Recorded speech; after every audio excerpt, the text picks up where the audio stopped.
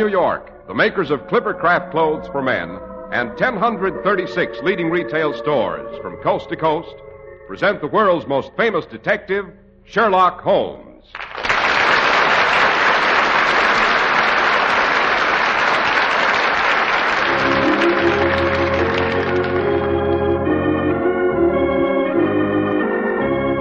Our stories are based upon the character of Sherlock Holmes, created by Sir Arthur Conan Doyle. Sherlock Holmes is played by John Stanley, Dr. Watson by Alfred Shirley, and the dramatizations are by Edith Meiser.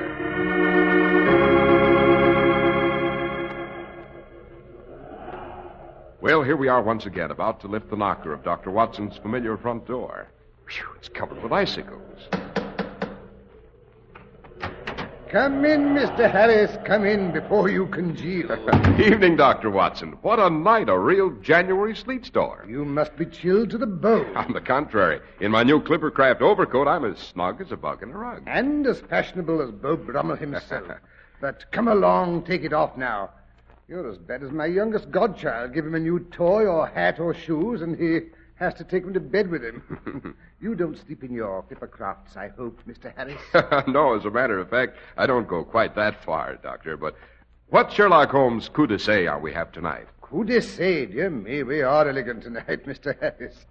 As a matter of fact, that is a rather apt description of tonight's adventure. It concerns a coup or stroke of chance with a certain lucky shilling. Holmes was not in the ordinary sense of the word a gambling man, although the chances he took were sometimes too long for comfort. Consequently, you can imagine my surprise when he suggested we take on two of the crack whist players of the Bagatelle Club at stakes that were considerably over our heads. Yes, actually the stakes we were playing for were a young man's honor, possibly his life. But don't you think this would be a good place to mention a certain investment that is never a gamble? You wouldn't mean the purchase of a Clippercraft suit or overcoat, Dr. Watson? Touché, Mr. Harris. As you would say, touché. Well, despite these unusual times, Clippercraft clothes still sell for prices exceedingly low for such truly fine quality. From their custom-like appearance, you never guess just how modestly priced they really are. You're assured of fine materials, exceptional workmanship, and comfortable fit in Clippercraft. Suits are only $40 and $45. Top coats and overcoats but $40, and sport jackets but $26.50. You get these amazing values because of the unique Clippercraft plan that today concentrates the buying power of 1,036 of the nation's finest stores from coast to coast. Year-round economies in manufacturing and distribution result from this great plan, and the savings are all yours. See these sensational Clippercraft values at your own local independent store. Compare them with clothes selling for many dollars more.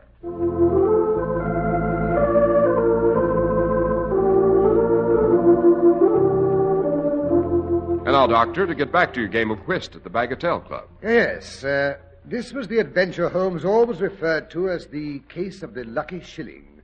As a matter of accuracy, it was more than sheer luck that enabled Holmes to win with that particular coin. But to begin at the beginning, it was a lazy spring morning in the late 90s. I emerged from my bedroom with a well-developed case of spring fever. Which Holmes jolted you out of. He did indeed.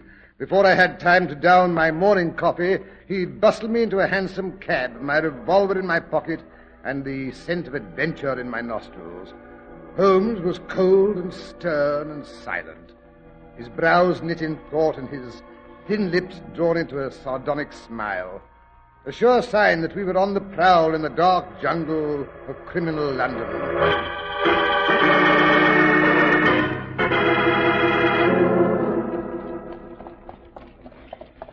Holmes, do you have to look so sinister? After all, it's a beautiful spring morning. The buds are budding, the birds are singing. And one of our well-known young men of our town has unaccountably disappeared with a not inconsiderable sum of money, Watson. His mother sent me a frantic summons early this morning. Turn in here, driver. Park Lane. Number is 427. 427 Park Lane. That sounds vaguely familiar, Holmes. Yes, we've been there before. This is the house, driver. Here you are. Keep the change. By Jove, of course. It's the establishment of Lady Maynooth, wife of the Earl of Maynooth. It was through that window up there that her second son, the Honourable Ronald Adair, was shot by Colonel Moran's famous air gun. This time it's her oldest son, Lord Robert, who's missing. Is it any wonder the letter she sent me verges on hysteria?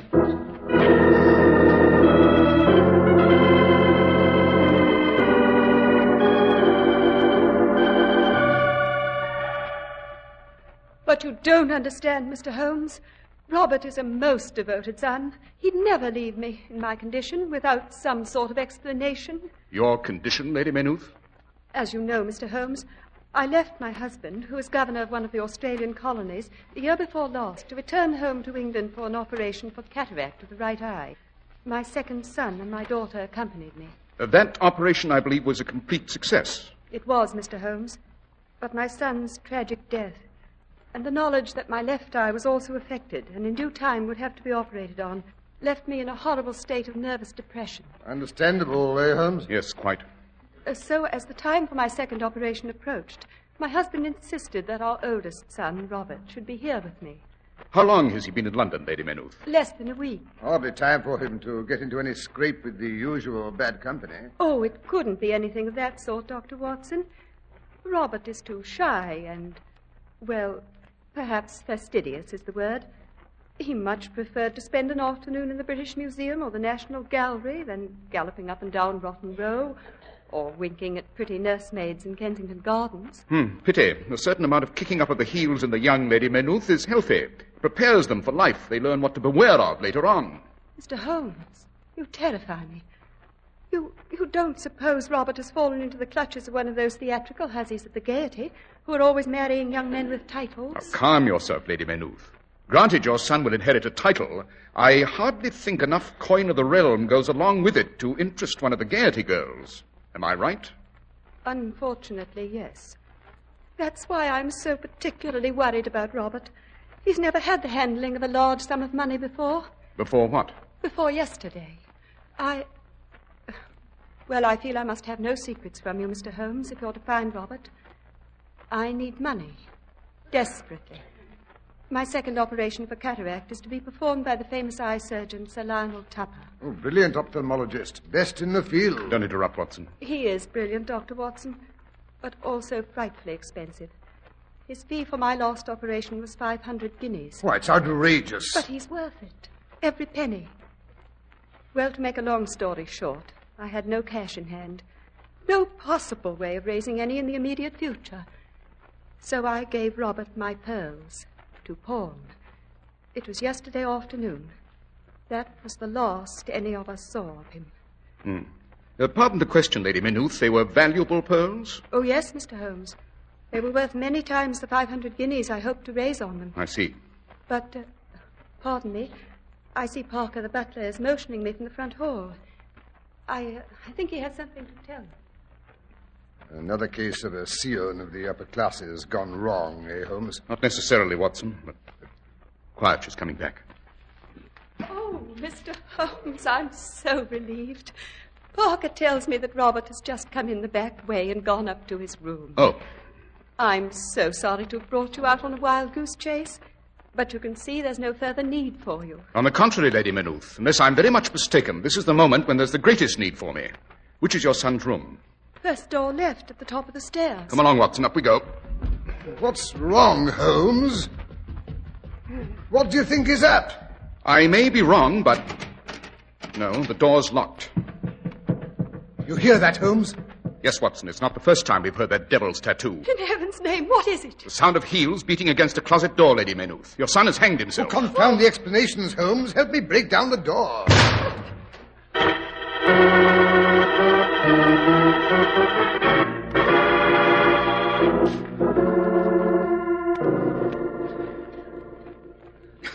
There. He'll do. Phew, that was a narrow squeak, old man. Don't do it again. Oh, Robert, how could you? I'm sorry, Mother. I guess I'm just no good. I lost the money, Mother. The money they gave me for pawning your pearls. There's nothing to pay for your operation. What does it matter? Nothing counts but having you safe and sound again. How did you lose the money? At cards, Mr. Holmes. I guess I'm not as good a whist player as I thought I was. You young scoundrel. You mean you took the money for your mother's operation and gambled it away? But I had to, believe me, it was the only way. At Sartorius and Fletcher's, the money lenders where I went to pawn the pearls, I was ushered into the office of Mr. Juan Sartorius himself when they found out it was the Maynooth necklace I had in my pocket. Well, when I entered the door, the old boy was friendliness itself. He stood back at his desk, bowing and wringing his fat little hands. And when I pulled the pearls out of my pocket, he almost snatched at them. His hand fairly shook as he adjusted his jeweler's eyeglass to one shiny black eye.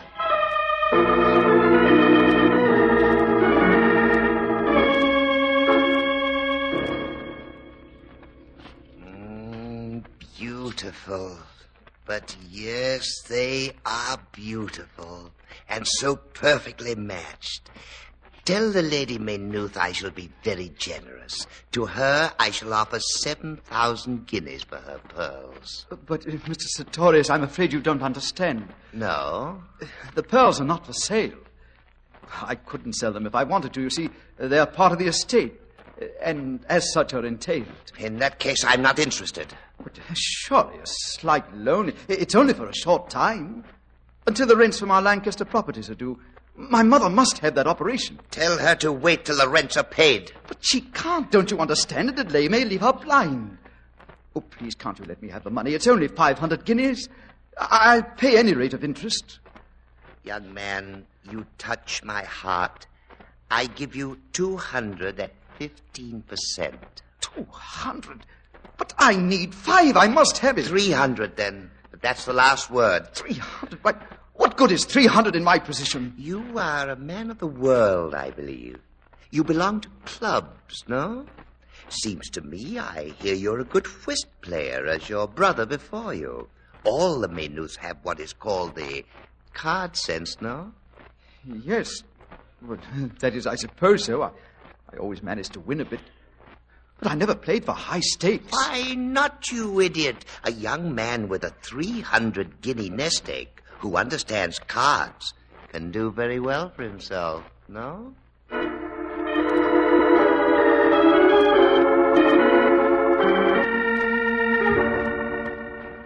Oh, Robert, you didn't go to one of those whist clubs. Yes, Mother.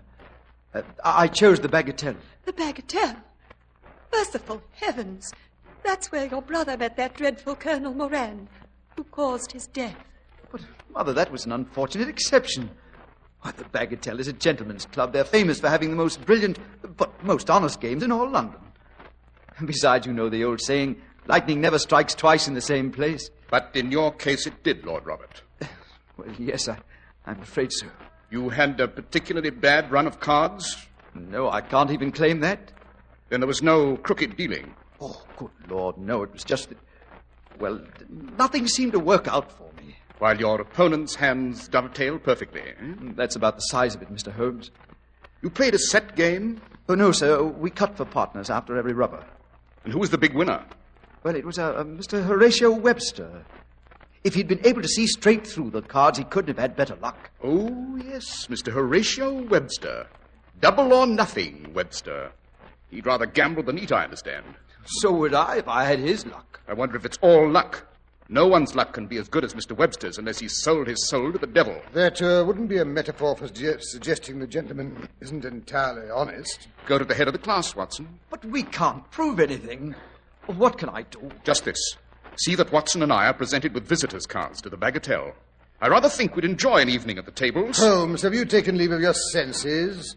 You haven't played whist for over a year. Even so, my dear Watson, I fancy I may be able to teach Mr. Double or Nothing Webster a trick or two.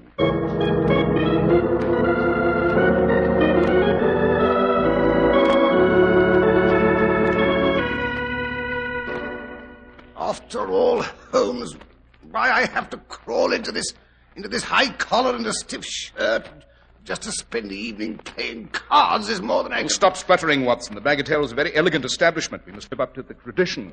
Balderdash. What's more, I can't say I look forward to having you as a partner for the entire evening. Come now, Watson. My method of playing whist may be unorthodox, but it is rather brilliant. Possibly, but it's enough to give your partner nervous prostration. You play every game as if it were poker. Now, please, Holmes, promise that tonight you won't bluff. I'll try to control myself, Watson. Now, where did I put my lucky shilling? Yes, and just remember, we've drawn every cent we have in the world out of the bank in order to have this fling. Don't be so conservative, Watson. We may lose a bit of our nest egg during the course of the evening, but don't let it upset you. Before the game's over, we shall have won back not only our losses, but enough to pay for Lady Maynooth's operation as well. What makes you so sure of that? This shilling. My lucky shilling. I can't possibly lose with that on my side. Pretty, isn't it? Where did you get that silly thing? You never carried a pocket piece before. Never needed one before. Then how do you know it's so lucky? I've been working on it all afternoon.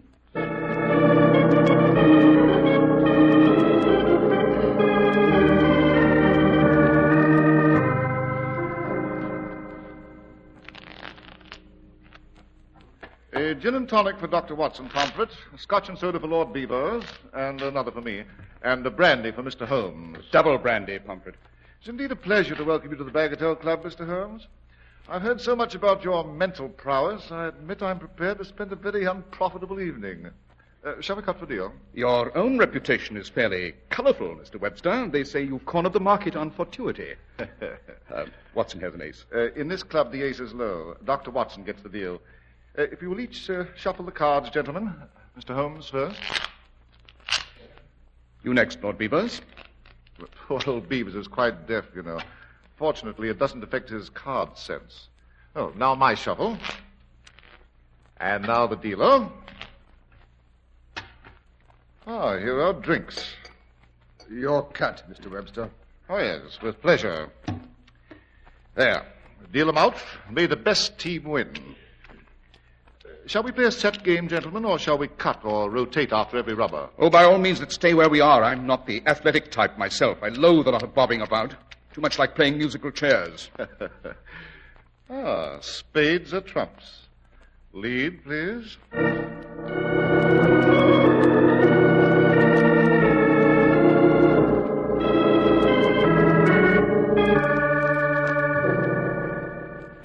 And that gives us 3 tricks, which means game and rubber. Not to mention a 4 on account. That's, let me see. Yes, you each lose another £2, 11 and sixpence, gentlemen. Dear me, so we do, Watson? Oh, settle up, old chap. That's a good fellow. What? I'm afraid all I have in my pocket's my lucky shilling. Doesn't seem to have brought you much luck so far, Holmes. Give it time, Watson. Give it time. Pomfret, Mr. Holmes's glass is empty. Thank you, Pomfret. Cut, please, Mr. Holmes. Thank you. I hope you don't mind the way old Pomfret hangs around the table. He's been a waiter here for 40 years. The game still fascinates him. Yes, so it seems. Ever try a hand at it himself? Good Lord, no. He doesn't know one card from another. Clubs are trump this time, gentlemen.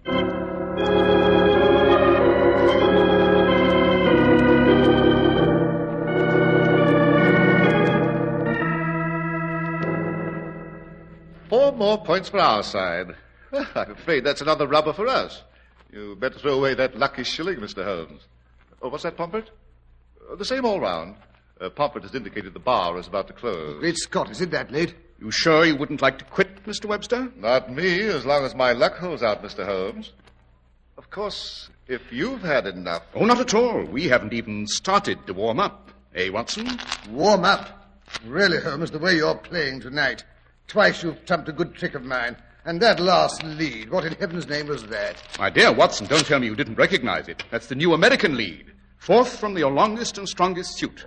Very ably explained in the little treatise by Mr. Nicholas Browse Trist of New Orleans, USA. Oh, to blazes with Mr. Trist.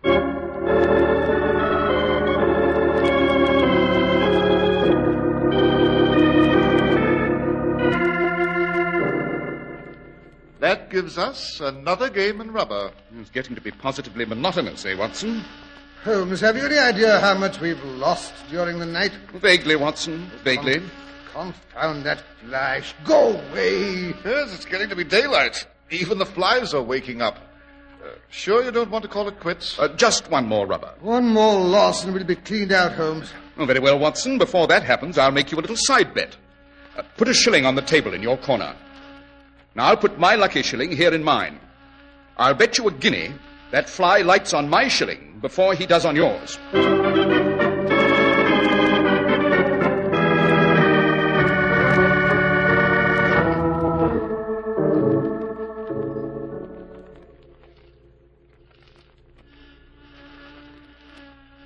Ah, there he goes again over in my corner. That's a good chap. That makes 10 guineas I owe you, Watson. Yes. Hello, here comes another fly to get in the game. Perhaps he'll bring me luck. I doubt it. But let's get on with the rubber. It's my deal, I believe. It's funny how the last rubber is always the longest. I say, Mr. Holmes, I wonder if I could enter a shilling on your sweepstakes. Why, certainly, Mr. Webster. But in that case, I think I'll turn my coin over, just for luck. Your shuffle, I believe, Mr. Webster.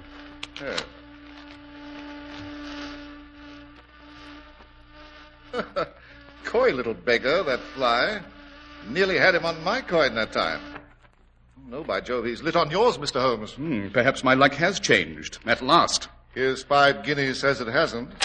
Fair enough. I'm out. That's too steep for me. Cut, Mr. Webster. Thank you.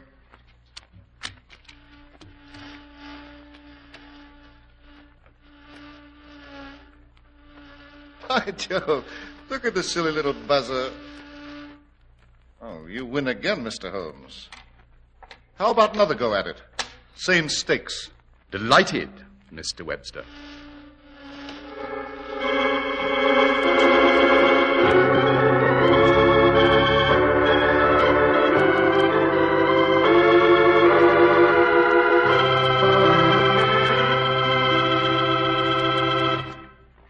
Have you ever thought this to yourself?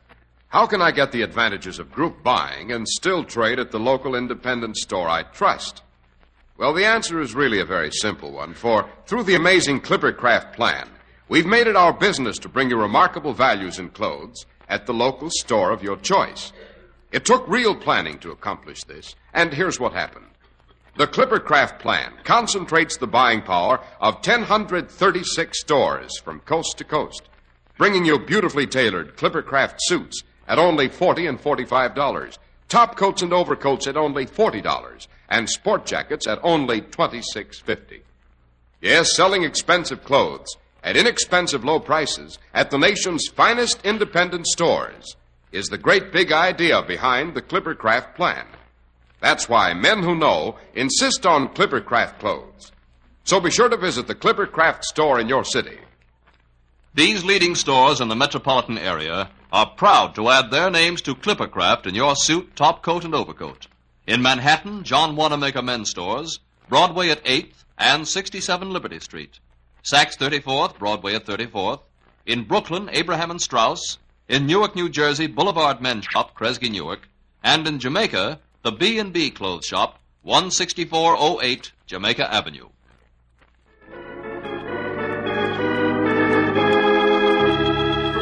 Now let's return to the Bagatelle Club, where Holmes is trying to lure a fly with his lucky shilling.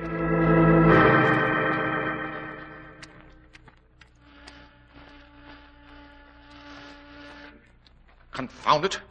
You win again, Mr. Holmes. That makes 200 guineas you owe me, Mr. Webster. Shall we say double or nothing? Sold. Oh, gentlemen, let's not forget there's a whist game going on. That's right, you are. Hearts a trump. Your lucky suit, I believe, Watson. By the way, did you know that the original name for trumps is triumphs? There's the little beast on my coin again. It makes 400 guineas you owe me, Mr. Webster. I'll double the bet, Mr. Holmes. If you like.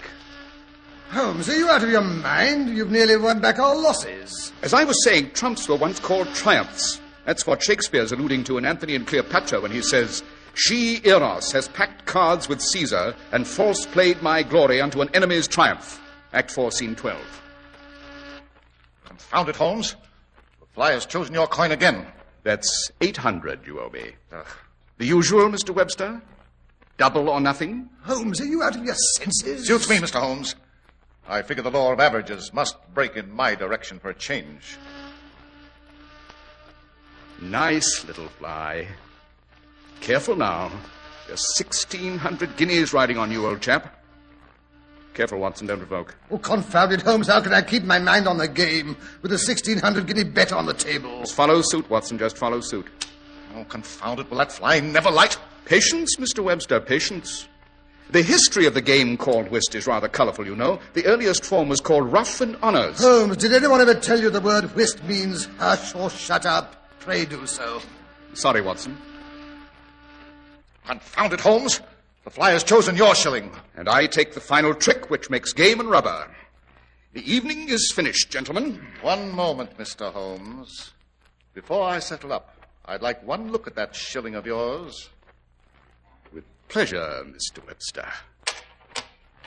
Careful of your fingers, though. It's slightly sticky. Sticky, by the Lord Harry. And sweet to the taste. I have been robbed. Holmes, you're a cheat and a thief. I refuse to pay my losses. Better welsh on your debts, eh? I wouldn't advise it, you know. Really, I wouldn't. Or I shall be forced to report to the governors of this club that the Webster luck at cards is largely due to old Pomfret, the waiter. He stands behind your opponent's chair with his silver serving tray, angled in such a way that from where you sit, it mirrors every card in your opponent's hand.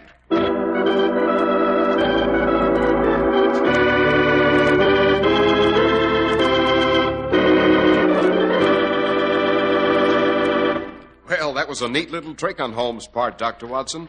Did Mr. Webster pay his debt? Oh, naturally. There was more than enough to cover Lady Maynooth's operation and recoup our losses. But tell me, what was it Holmes had on his lucky shilling to attract the flies? A mixture of rum and sugar. Absolutely invisible, you know. It's an old trick, invented by two famous racetrack touts in the 90s. When they had a particularly bad day at the track, they always managed to get into the same railway carriage with a heavy winner. Needless to say, by the time they'd reached London, the winner generally had empty pockets. And now, Dr. Watson, would you like to tell us what story you have in store for us for next week? Now, let me see. Well, next week, I think I'll tell you a story that began with a young man in a gory bandage who collapsed on my waiting room floor, and which ended with Holmes finding himself in the tightest spot, literally as well as figuratively, of his entire career. Sounds promising, Dr. Watson. What do you call the story? The Adventure of the Engineer's Thumb.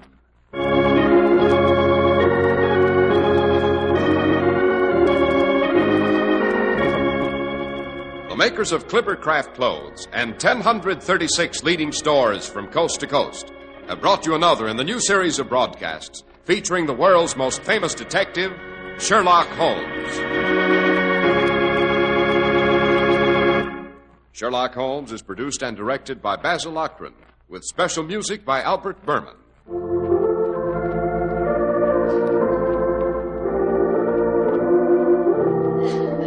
If you don't know your Clippercraft dealer, write Clippercraft, 200 Fifth Avenue, New York City.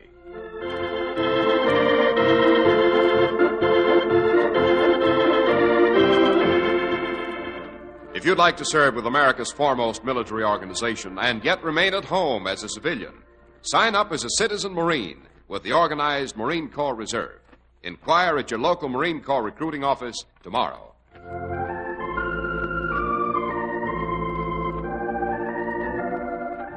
Be sure to listen next week to Sherlock Holmes in The Case of the Engineer's Thumb.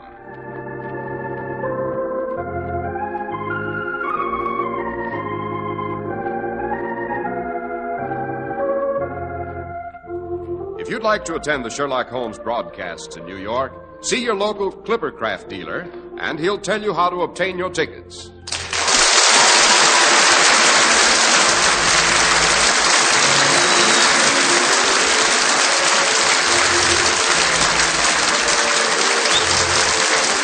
This is Cy Harris speaking for Clippercraft clothes. This is the world's largest network serving more than 450 radio stations and mutual broadcasting systems. In just 25 seconds, you'll hear 15 minutes of news reported by Melvin Elliott. Fly Eastern Airlines new type Constellations nonstop to West Palm Beach in only 3 hours and 53 minutes. For reservation, simply call Eastern Airlines or your travel agent. The Bamberger Broadcasting Service, WOR, New York.